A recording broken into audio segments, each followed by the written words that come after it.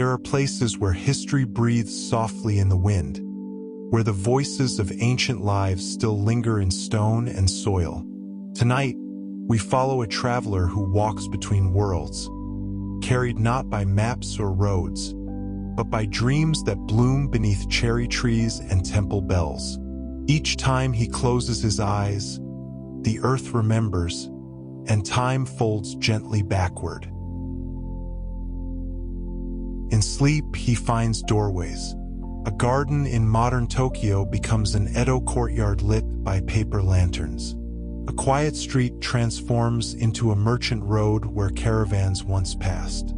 The past is not gone. It waits, patient and luminous, for those willing to dream their way toward it. This is a journey measured not in miles, but in moments of stillness, in conversations with those who shaped empires, in lessons whispered by wind through ancient pines. Here, there is no urgency, no danger, only the slow unfolding of wisdom across centuries and the gentle discovery of what connects us all. So settle softly where you are.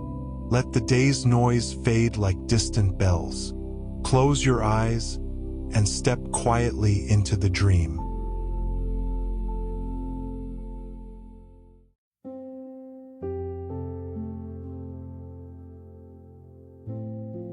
Three months had passed like water through cupped hands, visible, tangible, but somehow impossible to hold on to. Kenji sat on the concrete embankment above the Sumida River, his laptop balanced on his knees. The screen's blue-white glow harsh against the gentle darkness of the Tokyo night.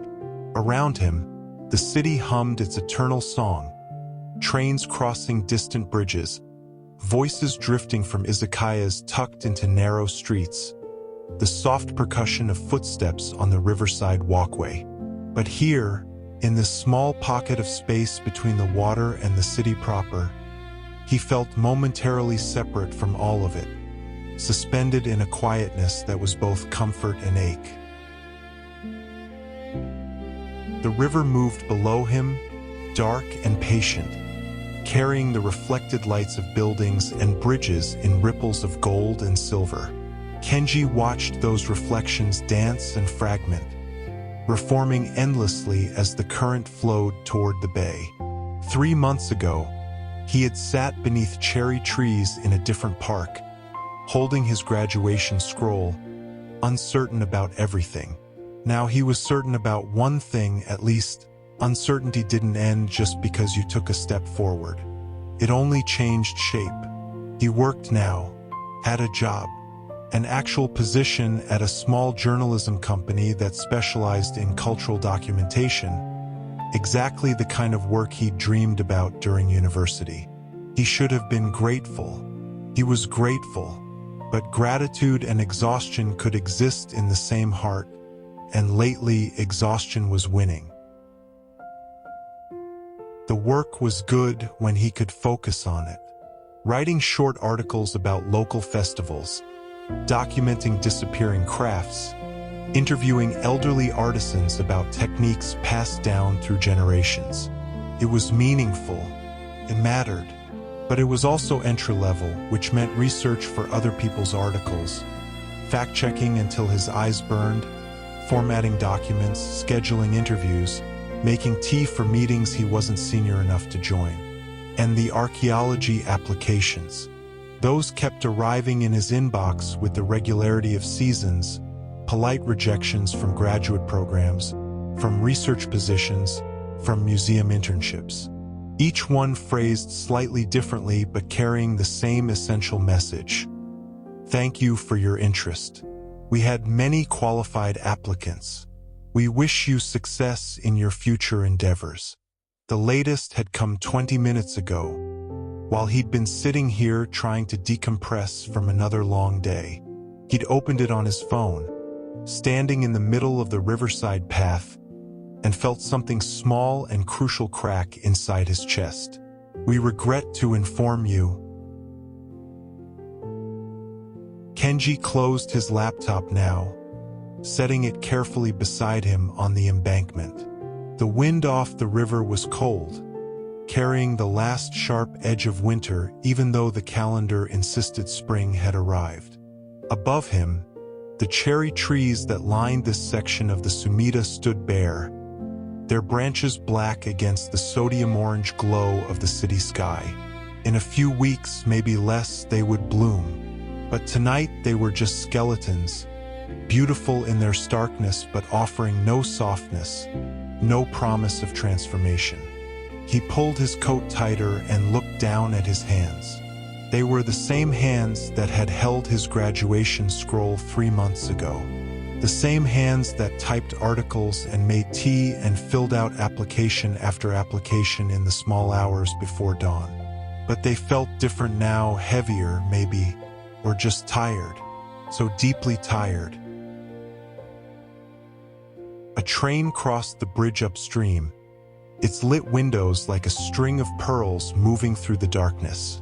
Kenji watched it disappear around the curve of the river, carrying people toward homes and beds and whatever rest they could find. He should go home too, should sleep. Tomorrow would bring another early morning, another day of trying to prove himself at work while maintaining the energy to keep pursuing the other dream. The archaeology, the ancient stories buried in earth and stone that had called to him since childhood. But how could he pursue both? Everyone kept asking that question in various forms. His supervisor at work, hinting that he might advance faster if he committed fully. His parents, their voices gentle but worried during phone calls, suggesting maybe he should focus on the stable job he already had. His university advisor, kindly recommending he prioritize his goals. Choose one path, focus, be practical. The same advice over and over, like waves eroding ashore. And maybe they were right. Maybe trying to walk two paths simultaneously was foolish. Maybe it showed a lack of focus, a childish inability to commit to reality. Maybe the rejections were the universe's way of telling him to let go of one dream and grip the other more tightly. Kenji pulled out his phone and opened the rejection email again, reading it in the darkness. The words blurred slightly, from the small screen, from fatigue, from something else he didn't want to name. He thought of Tokugawa Ieyasu's words, spoken beneath cherry trees in a dream that felt both impossibly distant and achingly close. The path appears beneath your feet as you walk. Trust each step. But what if you couldn't see the next step? What if both paths seemed to lead nowhere, or worse, seemed to pull you in opposite directions until you stood paralyzed between them, unable to move forward on either? He whispered into the cold air, his voice barely audible above the river's murmur. I don't know how to walk two paths. The words came out rough, scraped raw by honesty. I don't know how to be brave. The admission hung in the air for a moment, then dissipated like breath in winter. No one answered. The city continued its indifferent humming. The river kept flowing. And Kenji sat alone with his laptop and his phone and his carefully cultivated dreams that seemed to be slipping through his fingers like water, like time, like everything he'd thought he could hold on to if he just tried hard enough. He was so tired. Not just physically, though his body ached from too many hours hunched over keyboards and too few hours of real sleep. He was tired in a deeper way, tired of the constant internal negotiation about which dream deserved his limited energy, tired of feeling like he was disappointing everyone including himself, tired of the gap between what he wanted to be and what he was managing to become. A deeper cold settled over the river. Kenji felt it on his face, in his lungs, seeping through his coat. He should really go home, should pack up his laptop, walk to the station, ride the train to his small apartment, and try to sleep enough to face tomorrow. But moving required a kind of will he didn't quite possess in this moment. So he stayed, letting the cold sharpen around him, watching the lights fragment and reform in the dark water below. The wind picked up slightly, carrying a different quality now. Not just cold, but something else. Something that made the air feel thicker, more present. Kenji blinked, suddenly aware that the city sounds seemed more distant than they had moments ago. The train crossing the bridge, the voices from nearby restaurants, even the ever-present hum of traffic. All of it was fading, as if someone were slowly turning down the volume on the world. Mist was rising from the river.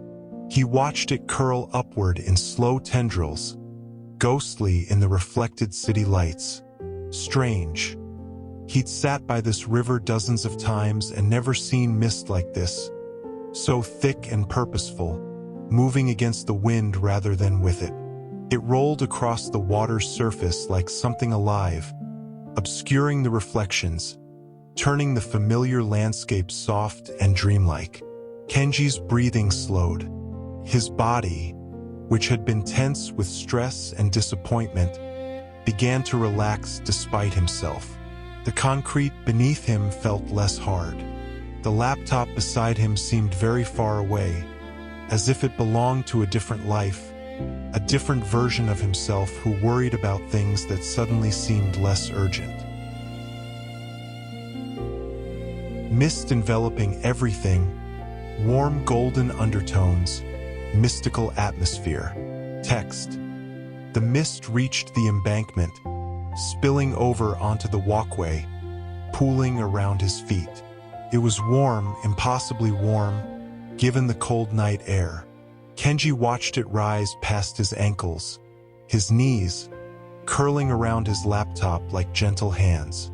He should be alarmed, should stand up, gather his things, move away from this strange phenomenon. But his body wouldn't respond to those sensible thoughts. His eyes were growing heavy, and then, beneath the ever-present sounds of Tokyo, he heard something else. Distant, rhythmic, deep drums. Not the taiko drums of Japanese festivals, but something different. A steady, measured beat carried on the mist-thickened air. Korean drums, his mind supplied from somewhere, though he couldn't have said how he knew. The sound was both foreign and familiar, speaking of ceremony and discipline, of ships and shores and ancient purposes. The river's voice changed, no longer the quick patter of modern water against concrete, but something slower, deeper, more resonant. As if the river remembered being wider, cleaner, less constrained by human engineering. As if it were reaching back to a time when its waters carried different vessels, reflected different lights. The moon broke through the clouds overhead, full and brilliant, impossibly bright for Tokyo's light-polluted sky. It painted the mist silver and turned the river into a path of liquid light. Kenji looked up at it, and his eyes finally accepted what his body had known for several minutes. He was falling asleep, or falling into something that wore sleep's face but led somewhere else. Somewhere the mist knew how to reach. Somewhere drums still beat out steady rhythms for ships that sailed centuries ago. His eyes closed, not all at once, but gradually the way night deepens, so slowly you only notice once it's already happened. The cold concrete beneath him softened. The laptop's hard edges blurred. The sounds of modern Tokyo faded to whispers, to echoes, to nothing. The mist wrapped around him like a blanket, warm and enfolding. The drums grew clearer, closer, as if approaching across water. And beneath it all, a new sound emerged. The creak of wooden ships, the lap of waves against hulls, voices calling in a language that was almost Japanese but not quite, syllables shaped differently, rhythms falling in unfamiliar patterns. Korean. He was hearing Korean, ancient Korean, spoken by people who lived in a time when the peninsula's shores were lined with fortresses and the seas were contested by forces that shaped the fate of nations. Kenji felt himself drifting, the way you drift on water when you stop fighting the current. The boundary between waking and sleeping grew thin as silk, translucent, barely there. He could still feel the embankment beneath him, but it was changing, becoming something else. Earth instead of concrete, wood instead of metal, the smell of river water mixing with salt air, with burning pitch, with the complex scent of a harbor alive with human purpose.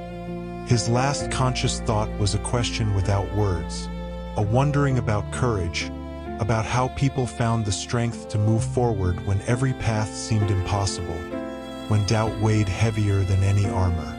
And then even that thought dissolved into the mist, into the drums, into the moonlight that painted everything silver and gold and the soft shade of dreams that remembered history. The world shifted, time folded, and Kenji, exhausted and uncertain, carrying his disappointments like stones in his pockets, slipped quietly through the membrane between now and then, between the Sumida River in modern Tokyo and another body of water entirely. One where wooden ships waited at anchor and a different kind of wisdom prepared to speak. The dream began.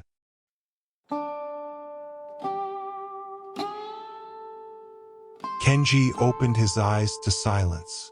Not the absence of sound, but a different quality of quiet. One that held space for individual noises to exist distinctly, clearly, without competition. The constant electrical hum of Tokyo had vanished, taking with it the layers of mechanical noise he'd stopped noticing years ago. What remained was older, simpler. Water moving against wood, wind sliding across open surfaces, the distant call of night birds he couldn't name. He was standing. When had he stood? The concrete embankment was gone, replaced by smooth wooden planks beneath his feet. A pier or dock, worn by salt and time and countless footsteps. The boards creaked softly as he shifted his weight, testing this new reality, and the sound was deeply satisfying, speaking of craftsmanship and care, of structures built to last through storms and seasons. The mist still surrounded him, but it was thinner now, more translucent, allowing him to see the world that had formed around him like a painting emerging through fog. Above, the moon hung enormous and bright, its light so clear it cast shadows, something that never happened in light-polluted Tokyo. That lunar brilliance painted everything in shades of silver and deep blue, turning the scene before him into something from a scroll painting, beautiful and slightly unreal. Water stretched away on three sides, vast and dark, its surface rippled with moonlight. This was not the Sumida River's narrow channel, but something much larger. A harbor wide and deep, protected by distant headlands he could barely make out through the mist. The air tasted of salt and seaweed, of ocean rather than river, and it carried a chill that was different from Tokyo's urban cold. Cleaner, sharper, speaking of open water and endless horizons. Kenji breathed deeply, and the air filled his lungs with a clarity that made him realize how stale every breath in the city had been. This air had weight and texture, carrying scents that layered themselves into a complex story. Brine and tar, wood smoke and fish, and underneath it all, the subtle perfume of incense drifting from somewhere inland, speaking of temples and ceremony. The dock extended before him, a long wooden pathway reaching out into the harbor. Lanterns hung at regular intervals along its length, their paper sides glowing warm orange in the cool moonlight. The flames inside them flickered and danced, protected from the wind by careful construction, casting small pools of warmth onto the weathered boards. Between these pools, Deep shadows gathered, but they felt safe rather than threatening. The natural darkness of a world lit only by fire and moon. Movement caught his eye. To his left, along the shoreline, other docks stretched parallel to the one he stood on, creating a complex network of piers and moorings. Figures moved there, men in dark clothing working with quiet efficiency, their movements coordinated and purposeful. They carried supplies, adjusted ropes, checked cargo with the practiced ease of people who had performed these tasks hundreds of times before. But what drew Kenji's gaze, what made his breath catch, were the ships. They floated at anchor throughout the harbor, dark shapes against darker water, their masts rising like bare trees toward the moonlit sky. But some of them, several moored at the furthest piers, had a shape unlike any vessel he'd seen in modern harbors. Low and broad, their hulls curved in distinctive profiles, and their decks were covered with what looked like curved plates, like the shell of some great sea creature. Turtle ships, Geobuxian. He knew them from history books, from museum models, from paintings and diagrams. Admiral E. Sunsin's innovations, warships designed for ramming and close combat, protected by iron-plated roofs studded with spikes, equipped with cannons that could fire in multiple directions. They had been instrumental in defending Korea from Japanese invasions in the late 16th century, turning the tide of naval battles through superior design and tactical brilliance. And now they floated before him, real and solid, gently rising and falling with the harbor's breathing. This was the Joseon era, late 1500s perhaps, the time of Admiral E. Sunsin, when the southern coast of Korea had been a frontier of war and innovation, where strategy and courage were tested against overwhelming odds. Kenji felt no fear, just as he'd felt none when transported to Edo period Japan. Instead, a deep sense of recognition settled over him, a feeling of coming to a place he was meant to be, even if he couldn't explain why.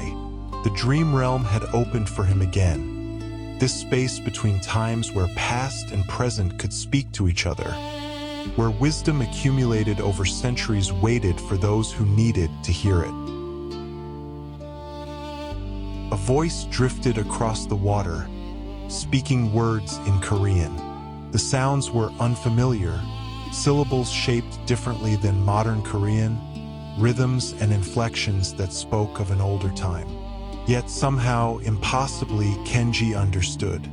Not perfectly, not every nuance, but the essential meaning flowed into his mind as if the dream itself were translating, guiding comprehension across the barriers of language and era. Secure that line properly. The admiral will inspect at dawn. Yes, sir. The supplies for the morning patrol. Already loaded. Third vessel, port side. The voices were calm, professional, carrying the tone of men who had learned to function efficiently under pressure, who had transformed fear into discipline through repetition and trust in their leadership. Kenji walked forward slowly, his footsteps quiet on the dock. The wooden planks were solid beneath him, real in a way that made him question whether this was truly a dream or something else. Some fold in reality where different times could occupy the same space, where the past remained accessible to those who approached it with the right kind of attention. The workers along the shoreline didn't acknowledge him, moving about their tasks as if he were invisible or simply expected. Perhaps in this liminal space, his presence was neither unusual nor concerning. Perhaps the dream protected him, made him part of the scenery, an observer meant to witness but not interfere. He passed one of the lanterns, and its warmth touched his face briefly, a small comfort against the ocean chill. The flame inside flickered as he passed, casting his shadow long and thin across the weathered boards. He watched that shadow stretch and contract, proof of his substance in this place. His reality, however, temporary. The waves lapped rhythmically against the dock's supports, a sound that was simultaneously soothing and melancholic. The eternal conversation between water and wood, between the permanence of ocean and the temporary constructions of human hands. Kenji found himself matching his breathing to that rhythm, inhaling as the waves approached, exhaling as they retreated, sinking himself to this older, slower pulse. More voices drifted on the wind, speaking of tides and weather, of ship repairs and provisions. All of it understandable, all of it somehow clear despite the centuries and language differences that should have made comprehension impossible. The dream was generous, offering him access to this world, allowing him to understand enough to learn what he needed to learn. But learn what? Why had sleep brought him here to this harbor in this era? What wisdom waited in this place of ships and strategy, of defensive warfare and innovative thinking? The dock stretched further ahead, and Kenji followed it, drawn by an instinct he didn't question.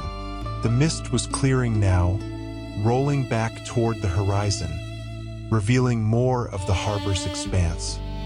He could see the headlands more clearly, rocky prominences where watchfires burned, small points of light marking the boundaries of safe passage. Beyond them, the open ocean waited, vast and unknowable, holding both threats and possibilities. At the far end of the dock, where it reached deepest into the harbor, a single figure stood alone. The man faced the water, his posture relaxed but alert, embodying a quality of stillness that suggested deep inner discipline. He wore traditional armor, not the bulky, ornate armor of ceremonial occasions, but practical battlefield gear, darkened and well-maintained. A sword hung at his side, its presence matter-of-fact rather than threatening. His hair was tied back in the traditional style, and his hands rested calmly at his sides, neither tense nor careless. Even from a distance, even seen only in silhouette against the moonlit water, the figure commanded attention. Not through size or aggressive stance, but through something subtler, a sense of purpose so clear and steady it shaped the space around him. This was someone who knew exactly who he was and what he stood for, who had faced impossible choices and carried impossible burdens, and who had emerged not unscathed but unbroken. Kenji walked closer, his footsteps echoing softly in the harbor quiet. The figure didn't turn, didn't acknowledge his approach, simply continued gazing out at the water where the turtle ships floated like sleeping dragons, waiting for dawn and duty. When Kenji was perhaps 10 paces away, close enough to see details, the worn patches on the armor where straps had rubbed, the weathering on the sword's sheath, the gray beginning to thread through dark hair, the figure finally moved. He turned slowly, deliberately, bringing his attention from the harbor to the young man standing on the dock behind him. His face was lean and weathered, marked by years of sun and wind and the weight of countless decisions. His eyes were dark and clear, holding neither surprise nor question at Kenji's presence. Only a calm recognition, as if he'd been expecting this visitor, this moment, this meeting arranged by forces neither of them controlled. For a heartbeat, they simply looked at each other.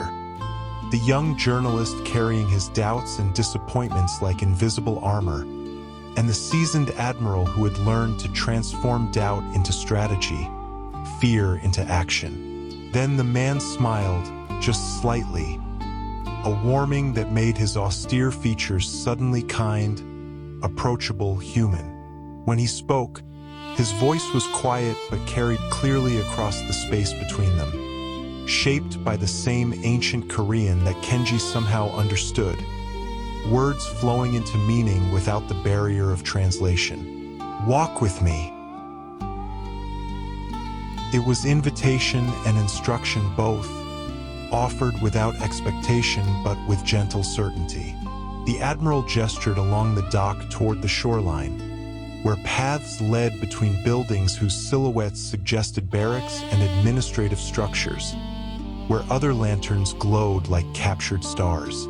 He began walking, his pace measured and unhurried, and Kenji followed, stepping into the wake of a man who had defended a nation through strategy and sacrifice, who had faced overwhelming odds and found within himself the courage to continue, who perhaps understood something about walking impossible paths that a tired young man needed desperately to learn. The moonlight painted their shadows long across the wooden planks. The ocean breathed its ancient rhythm, and somewhere in the distance, drums beat out a slow, steady cadence, the heartbeat of discipline, the measure of patience, the sound of time itself moving forward with or without their certainty, inviting them to walk anyway.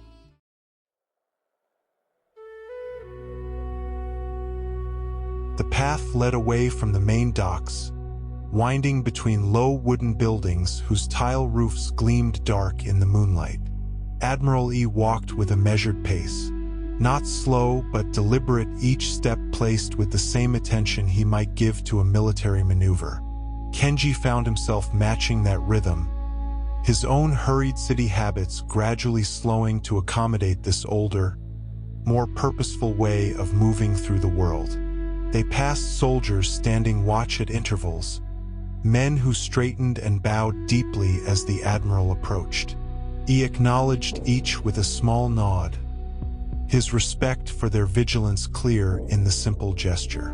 No words were exchanged, but Kenji felt the current of mutual trust that flowed between the commander and his men, something built over years of shared hardship, of promises kept, of leadership proven not through speeches but through consistent action. The path climbed slightly, rising toward a promontory that overlooked the harbor.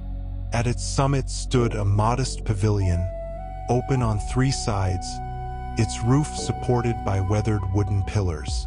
Inside, a low table held what appeared to be maps weighted down by smooth stones, and several small wooden markers arranged in patterns Kenji didn't yet understand. Lanterns hung from the pavilion's corners, their light softer than those along the docks, creating an atmosphere of quiet contemplation rather than activity. He climbed the wooden steps to the pavilion and gestured for Kenji to join him. They removed their footwear, Kenji's modern shoes looking impossibly out of place beside Yi's simple military sandals, and stepped onto the smooth wooden floor. The boards were cool beneath Kenji's feet, worn smooth by countless visits, countless hours spent in planning and reflection. The view from the pavilion was breathtaking. The entire harbor spread below them, a tapestry of water and moonlight, dotted with the dark shapes of anchored vessels. The turtle ships were visible even from this distance, their distinctive profiles unmistakable. Beyond the harbor mouth, the open ocean stretched to the horizon, vast and enigmatic, holding both threat and possibility in its endless expanse. He settled onto a cushion near the table, his movements economical and practiced. Kenji sat opposite him less gracefully, still learning how to inhabit this older way of being in the world. Between them, the maps showed coastlines and islands, marked with symbols and notes in characters Kenji could almost but not quite read. For a long moment, he simply gazed out at the harbor, his expression peaceful but attentive. The breeze that moved through the pavilion carried the scent of salt and distance, ruffling the edges of the maps slightly. Somewhere far below, men moved about their duties, their voices occasionally drifting up as soft murmurs, indistinct but reassuring. "You carry a heavy burden," he said finally, his voice quiet but clear, shaped by that ancient Korean that Kenji's mind translated effortlessly. "I can see it in the way you walk, the way your shoulders curve inward, as if protecting something fragile." Kenji felt suddenly visible in a way that was both uncomfortable and relieving. He hadn't realized how much he'd been holding tension in his body, armor against disappointment. I don't know if I'm strong enough," he admitted, the words coming more easily here than they ever had in his modern life. "Everyone tells me to choose one path, to focus, but I have two dreams, and I don't know how to let either one go." He nodded slowly, as if this were a problem he recognized, one he'd perhaps faced himself. "Tell me about these dreams," he said, and it wasn't a command but an invitation, offered with genuine interest. "I want to write," Kenji said, "to be a journalist, to tell stories that matter, to document the world as it is. But I also want to study the past, to be an archaeologist, to uncover what's been buried, to understand how people lived in other times. Everyone says these can't exist together, that I need to choose." "And you believe them?" he asked gently. "I don't know what to believe anymore. I have a job doing journalism, but it's exhausting. And every archaeology program I apply to rejects me. Maybe they're right. Maybe I'm trying to do too much. Maybe I'm not focused enough, not dedicated enough." He reached forward and adjusted one of the wooden markers on the map, moving it slightly to the left. The gesture was casual but precise, the action of someone who thought in terms of positioning and timing, of arranging elements for optimal effect. "When I was given command of the naval forces," he said, his voice taking on the quality of someone sharing a memory rather than teaching a lesson, "I faced what seemed to be an impossible situation. The Japanese forces were vast, hundreds of ships, thousands of experienced warriors. I had fewer than 100 vessels, many in poor repair, crewed by men who had known more defeat than victory." He paused, his gaze still on the harbor below. "Everyone told me what I could not do, could not win, could not hold the southern coast, could not protect the supply lines, could not. The list of impossibilities was longer than the list of ships under my command." Kenji leaned forward slightly, drawn into the story despite, or perhaps because of, its quiet telling. "I could have agreed with them," he continued. "I could have looked at that vast list of cannots and felt overwhelmed, paralyzed, defeated before the first battle. But I learned something in those early days that has served me ever since." He looked at Kenji directly, his dark eyes calm and certain. "Impossible is not a fact. It is merely a judgment, and judgments can be questioned." "But how?" Kenji asked. "How do you question something when everyone around you agrees it's impossible?" "By refusing to look at the whole mountain," he said simply. "When you stare at the entirety of an impossible task, it remains impossible. The mind cannot comprehend it, the heart cannot sustain effort toward it. But when you look only at the next step, the single action you can take today, in this moment, possibility returns." He gestured to the map spread between them. "Look at this. These coastlines, these islands, this vast territory I was meant to defend. If I thought only of defending all of it, all at once, I would have been defeated by my own thoughts before any enemy arrived. But I did not think that way. Instead, I asked, what can I do today? And the answer was always manageable. Today I can inspect these ships. Today I can train these men. Today I can study this current, understand this tide. Small things, achievable things. But those are just preparations, Kenji said. They're not the same as actually achieving the goal. No, he agreed, a hint of a smile touching his austere features. They are better, because preparations you can control, outcomes you cannot. The battle's result depends on many factors: weather, enemy decisions, fortune. But the quality of your preparation depends only on your daily discipline. And daily discipline, practiced consistently, creates outcomes that seem miraculous to those who do not understand the accumulation of small actions. A lantern flickered nearby, its flame dancing in a gust of wind before steadying again. He watched it for a moment before continuing. You speak of two dreams as if they are opponents fighting for territory in your soul. Journalism and archaeology, present and past. But I do not see opponents. I see complementary skills like rowing with two oars instead of one. Yes, two oars require more coordination. Yes, you must learn to balance the strokes. But a boat with two oars moves more surely than one with a single oar, constantly correcting, never quite straight. Kenji felt something shift in his chest, a loosening of a knot he hadn't fully acknowledged. But everyone says focus is everything, that dividing your attention weakens you. Focus is essential, he agreed, but they confuse focus with narrowness. Focus is not about doing only one thing. It is about giving full attention to whichever thing you are doing in this moment. When I plan strategy, I am fully present in planning. When I train with the sword, I am fully present in training. When I sleep completely. The activities differ, but the quality of attention remains constant. He reached out and touched two of the wooden markers on the map, one representing a ship, another representing what might be a supply depot.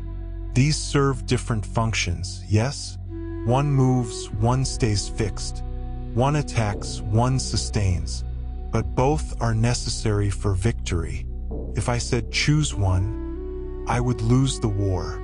Instead, I say, understand the purpose of each, allocate resources appropriately, ensure both are maintained with discipline. So you're saying I shouldn't give up either dream? Kenji asked, wanting to believe but still uncertain. I am saying that two dreams do not weaken a person if he arranges his time with discipline, he said, his voice steady and clear. What weakens you is chaos, trying to do both at once, rushing between them without order, letting guilt about one poison the time spent on the other. But if you create structure, if you divide your hours with the same care I divide my forces, both dreams can advance. He leaned back slightly, his posture still upright but relaxed. Tell me, when you work at your journalism job, are you thinking about archaeology applications? Kenji felt his face flush slightly. Yes, constantly. And when you work on archaeology applications, are you worried about falling behind at your job? Yes. Then you are not walking two paths, he said gently. You are standing between them, one foot on each, splitting yourself down the middle. That is what creates the exhaustion you carry. Not the work itself, but the constant internal division, the failure to be fully present in whichever task you have chosen for this hour. The ocean breeze moved through the pavilion again, carrying the sound of waves and the distant creak of ships at anchor. He let the silence rest between them for a moment before continuing.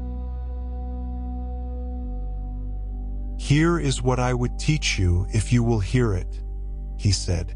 Create boundaries in time. not in dreams but in hours. Perhaps morning belongs to one pursuit, evening to another. Perhaps certain days serve journalism, others archaeology. The specific arrangement matters less than the consistency of it. Because when you sit down to write an article, you must be able to say to yourself, "This is the time for journalism." Archaeology will have its time later, and that time is protected. This allows you to be fully present, fully focused, without the anxiety of neglect. But what if the job demands more time than I've allocated? Kenji asked. What if deadlines don't respect my boundaries? Then you adjust, he said simply. Discipline is not rigidity.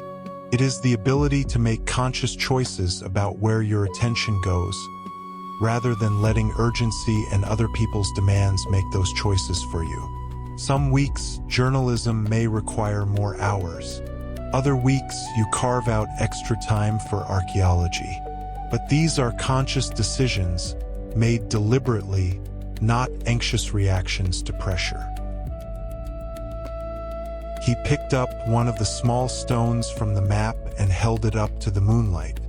The ocean has two forces, tide and current. Current flows constantly in one direction, but tide rises and falls, advances and retreats, follows a rhythm larger than any single day. I do not fight these forces. I work with them. When the tide is high, I move ships in and out of harbor. When it is low, I repair and maintain. Fighting the tide accomplishes nothing. Understanding its rhythm accomplishes everything. So my energy is like the tide? Kenji asked. Precisely. Some days you will have more capacity for the difficult work of journalism. Other days, your mind will be better suited to the patient work of archaeological study. Some seasons of life will favor one pursuit, other seasons the other. Wisdom is not forcing yourself to be the same person every day. It is recognizing what this day, this week, this season is offering you, and arranging your efforts accordingly. He set the stone back down on the map, returning it to its precise position. The gesture somehow embodied everything he'd been teaching: attention to placement, respect for order, understanding that small details accumulated into significant outcomes. You spoke of courage earlier, he said, his voice softening further. You said you don't know how to be brave. But I think you misunderstand what courage is. Isn't it facing your fears? Taking big risks? Those can be forms of courage, he acknowledged. But they are not the foundation. The foundation of courage is simpler and more difficult. It is the decision to continue, to take the next small step, even when you cannot see where the path leads. To show up tomorrow and do the work again, despite today's failure. To maintain discipline when every part of you wants to give up or give in to chaos. He gestured toward the harbor, where the turtle ships floated in patient readiness. Do you know what I did before the great battles? What gave me the courage to face overwhelming odds? Kenji shook his head. I maintained routine, he said, and there was something almost humorous in his tone, as if acknowledging how unimpressive this sounded. Each morning, I woke at the same hour. I inspected the same ships. I reviewed the same principles of strategy. I trained with the same weapons. I ate simple food. I slept at the same time each night. Nothing dramatic. Nothing that would make a story worth telling. Just consistency. That doesn't sound like courage, Kenji admitted. No, he agreed.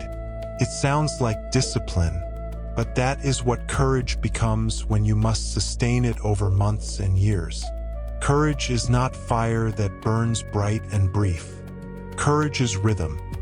The steady beat that continues when enthusiasm fades, when fear rises, when the path ahead seems impossible. Anyone can be brave for a moment. Few can be brave every morning for 100 mornings in a row. He paused, looking out at the moonlit water. There was a time before one of our most desperate battles, when I had only 13 ships remaining. 13 against hundreds. My officers told me to retreat. The court told me to abandon the coast. Every strategic calculation said we could not win. Kenji waited, sensing the importance of this memory. I did not feel brave that morning, he said quietly.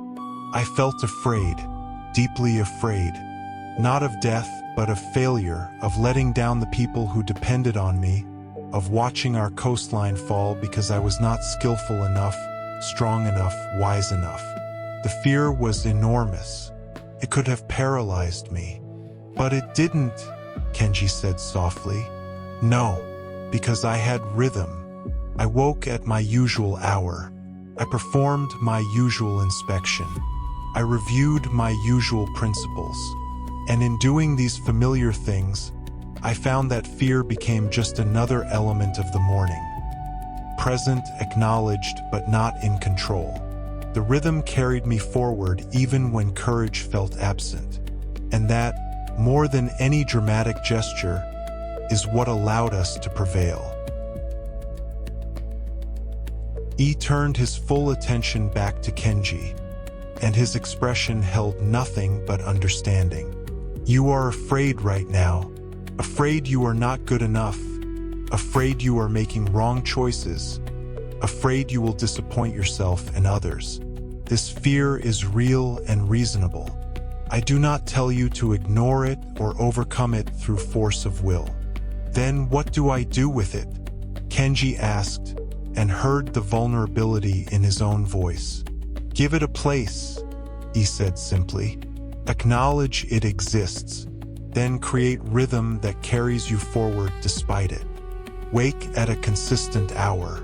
Allocate your time deliberately. Work on journalism during journalism hours, archaeology during archaeology hours.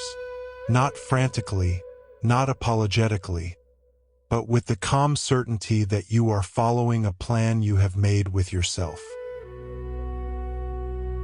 He leaned forward slightly, his voice taking on added weight. Do not divide your heart. Divide your hours. Your heart remains whole. Loving both pursuits, committed to both. But your hours must have structure or they become chaos. And chaos, more than any external obstacle, is what will defeat you. The words settled into Kenji like an anchor finding the sea floor. Solid, stabilizing, offering a fixed point around which everything else could orient itself. Start small, he continued. Do not try to reorganize your entire life tomorrow. Simply choose, for the next week, what hours belong to your job and what hours belong to your applications. Write it down.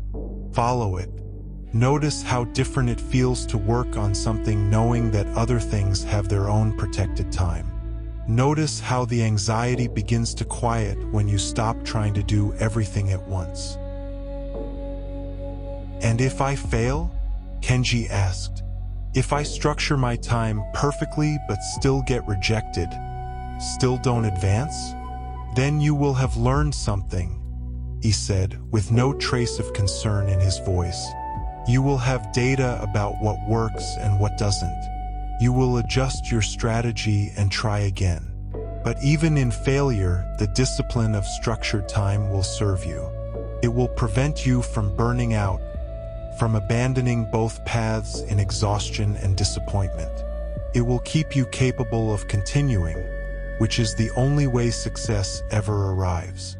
A distant bell rang from somewhere in the harbor, a clear, resonant tone marking the hour. He glanced toward the sound, then back at Kenji. The tide does not apologize for its rhythm, he said. The moon does not rush its phases. The season does not arrive before its time. And yet all of them, moving at their own pace, following their own patterns, accomplish their purposes. You too have a pace, a rhythm that is yours. Trust it, structure it, follow it consistently.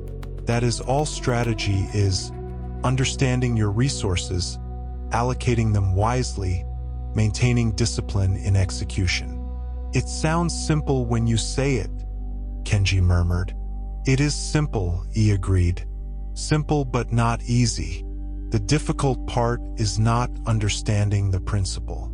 It is maintaining it day after day, when you are tired, when you doubt yourself, when others question your choices. That is where most people fail, not from lack of knowledge, but from lack of sustained discipline. He stood slowly, moving to the edge of the pavilion where he could look out over the full expanse of the harbor. Kenji joined him, standing beside this man who had faced impossible odds and transformed them through patient strategy, through rhythm maintained even when courage faltered. "You will return to your time soon," he said, and it was statement rather than question, as if he understood the rules of this dream realm better than Kenji did. "When you do, you will face the same rejections, the same exhaustion, the same pressure to choose. But perhaps you will face them differently now." "How?" Kenji asked. "With structure instead of chaos, with rhythm instead of anxiety, with the understanding that two paths do not weaken you, only the lack of discipline in walking them does." He turned to face him fully, and his expression held a warmth that made him seem suddenly less like a legendary admiral and more like an older brother, someone who had walked difficult roads and wished to share what he'd learned. "Remember this," he said, his voice soft but carrying the weight of certainty. "The ship does not rush the tide. It waits for the proper time, then moves with efficiency and purpose. You cannot force the archaeology programs to accept you tomorrow. You cannot make the journalism career advance on your preferred schedule.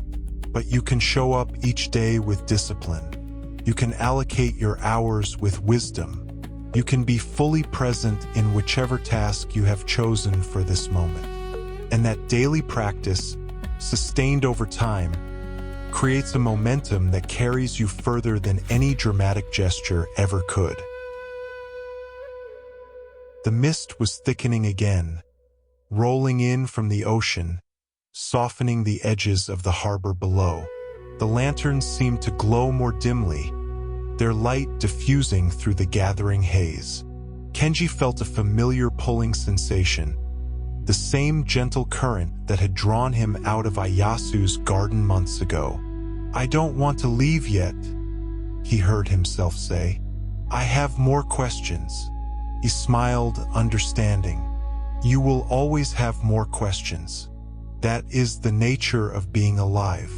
But you have what you need now, not answers but a method, structure, rhythm, discipline. These will serve you better than any specific advice about which job to take or which application to send." The distant drums began again, their rhythm steady and sure, but already growing fainter, as if receding into the depths of time. He placed a hand briefly on Kenji's shoulder, the same gesture of blessing or farewell that Iyasu had offered. "Walk both paths," he said quietly, his final words barely audible above the sound of waves and wind. "But walk them with order, not fear. Divide your hours with care. Be fully present in each moment. Trust the rhythm you create. And remember, courage is not the absence of fear. It is consistency despite fear. The decision to show up tomorrow and the day after and the day after that. That is the only strategy that matters." The mist surrounded them now, thick and enveloping, turning the world soft and undefined. His figure began to fade, his outline blurring into the pale white-gray of sea fog. But his presence remained somehow, a steady point of calm even as visibility failed. "Do not divide your heart." His voice came one last time, distant as memory, warm as candlelight. "Divide your hours. The rest will follow." And then the drums stopped. The mist completed its work, obscuring everything: the harbor, the ships, the pavilion, the maps, the steadfast figure of the admiral. Kenji felt himself falling backward through layers of consciousness, through the membrane between times, carried on currents he didn't understand but no longer feared.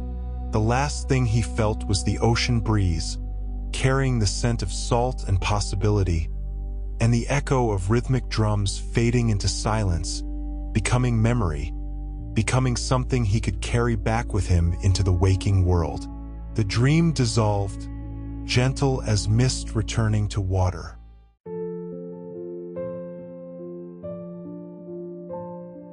Kenji opened his eyes to the soft gray light of early morning. He was lying on his futon in his small apartment, the familiar ceiling above him marked by the same small crack he'd noticed 100 times before. Outside his window, Tokyo was beginning its daily awakening. The distant rumble of the first trains, the gentle clatter of a shop owner raising their metal shutter, the soft voices of early commuters passing on the street below. The sounds layered themselves back into his awareness gradually, like an orchestra tuning before a performance, each instrument finding its place in the familiar composition of the city. But something was different, not in the room, which remained exactly as he'd left it. His laptop on the small desk, his work clothes draped over the chair, the stack of archaeology journals he'd been reading sitting beside an empty teacup.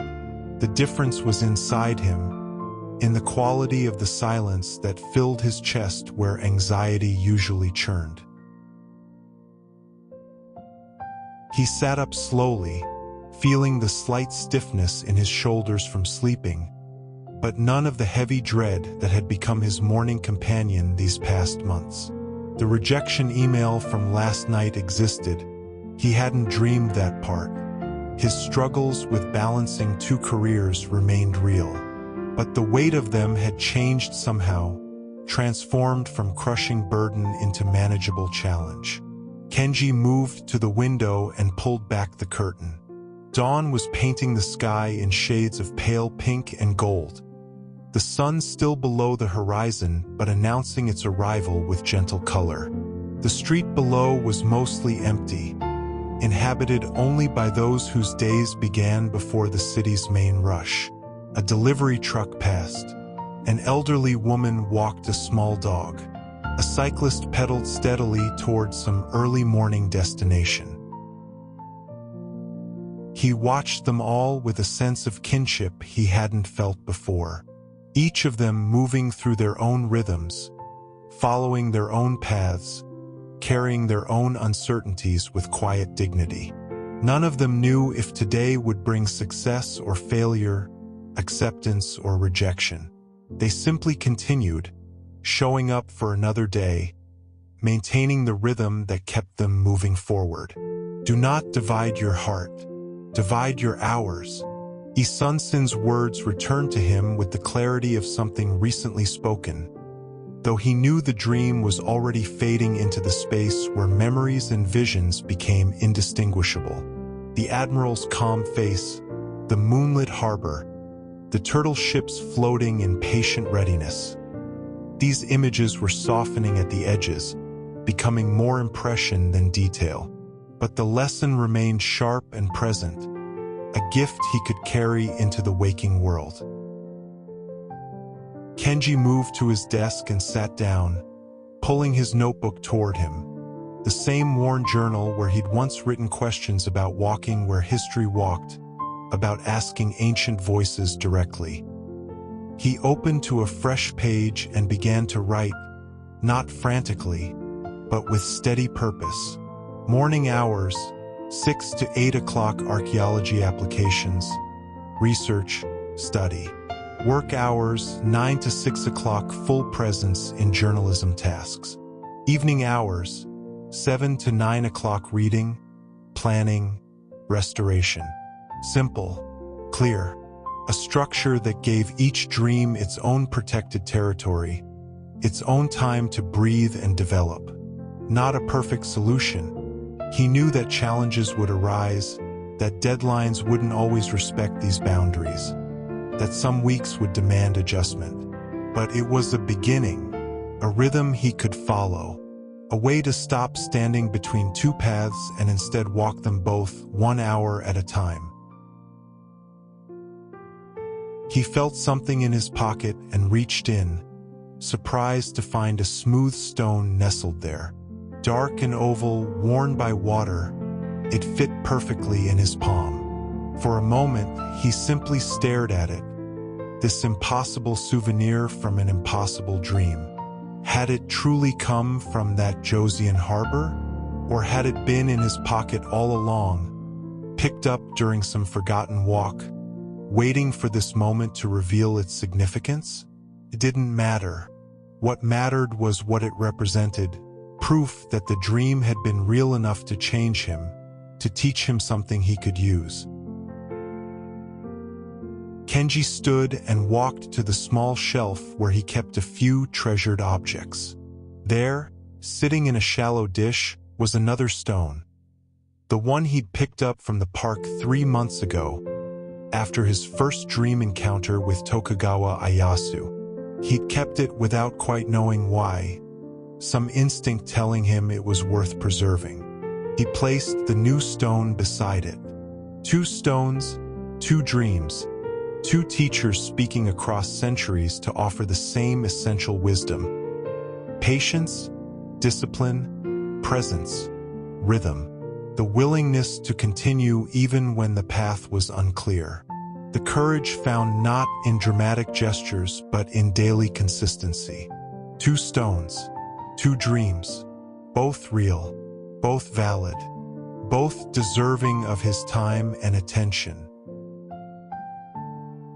Kenji felt a smile touch his face. Small, private, but genuine. He didn't have all the answers yet. Didn't know which archaeology program might eventually accept him, or how his journalism career would unfold, or whether he'd look back in 10 years and feel proud of these choices. But he had something better than answers. He had a method, a structure, a way forward that honored both parts of himself without demanding he sacrifice one for the other. The sky outside grew brighter, the pale dawn giving way to fuller morning light. Somewhere in the apartment building, someone began preparing breakfast, and the smell of miso soup drifted through the walls. Homely, comforting, speaking of routines maintained across generations. Kenji breathed it in, let it ground him further in this moment, this morning, this specific point in time where decisions could be made and new rhythms established. He returned to his desk and opened his laptop. The rejection email was still there in his inbox, but he archived it calmly, acknowledging it without letting it define his day. Then he opened a fresh document and began drafting his next archaeology application, giving it his full attention, fully present in this hour that belonged to this dream. Later, he would go to work and be fully present there too. Would write his articles, conduct his research, engage with his colleagues with the complete focus they deserved. Not anxiously thinking about the archaeology work he wasn't doing, but trusting that archaeology had its own time, protected and honored. And in the evening he would rest, would allow himself the restoration that made sustained effort possible. Would sleep when it was time to sleep, perhaps to dream again, perhaps to simply restore his energy for tomorrow's rhythm. The words echoed in his mind as his fingers moved across the keyboard, forming sentences, building arguments, constructing the careful scaffolding of academic application. This was courage. Not the dramatic kind that made for exciting stories, but the quiet kind that actually changed lives. The decision to show up today and tomorrow and the day after that. To maintain discipline when enthusiasm faded. To trust the process of small actions accumulating into significant outcomes. Outside, Tokyo continued its awakening. More trains now, more voices, more footsteps. The city's full orchestra warming up, each person adding their instrument to the grand composition. And Kenji, in his small apartment with his 2 stones and his structured hours, was part of that composition now. Not fighting against it, not trying to move faster than the tide, but finding his own rhythm within the larger pattern. He typed steadily, his fingers finding their pace. The words came easier than they had in months, flowing with the calm that comes from being fully present rather than divided. This was his morning hour for archaeology. Nothing else required his attention right now. The journalism work would have its time later. Both dreams could coexist. Both dreams could advance. Not through frantic effort or anxious multitasking, but through disciplined allocation of hours, through presence, through the patient accumulation of daily practice. The rejection still stung slightly, that was real, and he didn't try to deny it. But the sting was manageable now, contextualized by a larger understanding. This rejection was data, not definition. Information about this particular program, this particular timing, but not a judgment about his worthiness or his dream's validity. He would adjust his application, learn from the feedback if any was offered, and try again. Not frantically, but steadily, with rhythm, with discipline, with courage. The morning light grew fuller, warmer, filling his small room with the gentle promise of a new day. Kenji paused in his typing and glanced at the 2 stones on his shelf. They sat side by side, companions rather than competitors, proof that different times and different teachings could coexist in the same space, serving the same purpose. He thought of cherry blossoms falling in an Edo garden, petals drifting through centuries. He thought of moonlight on a Korean harbor, illuminating ships that had defended a nation through strategy and patience.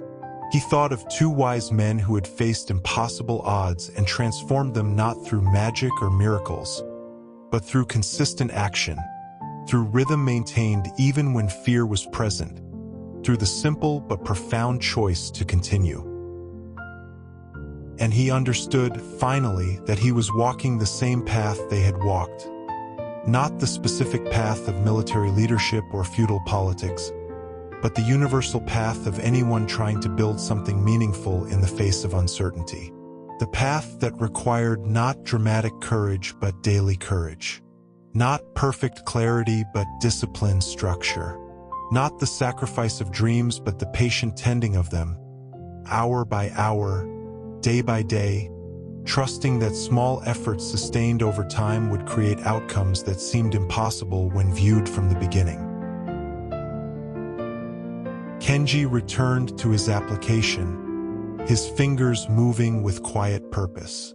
Outside, the city had fully awakened now, its voice reaching the volume of full morning. But in this room, in this hour, there was only the soft click of keys, the steady breath of concentration, the peaceful knowledge that he was exactly where he needed to be, doing exactly what this moment required. 2 paths, 2 dreams, 1 heart, undivided. And the courage to walk forward, 1 disciplined hour at a time, trusting the rhythm he had created, believing in the tide's eventual turning, knowing that moonlit waters would guide him forward even when he could not yet see the shore. There are cherry blossoms still falling somewhere between then and now, carrying whispers across time. The dream fades, but its lessons remain. Small seeds planted in quiet soil, waiting to grow in ways we cannot yet see. Rest now. The journey continues tomorrow, in another place, another time, another gentle dream. Until then, may you walk slowly, and may your path appear softly beneath your feet. Sleep well, traveler.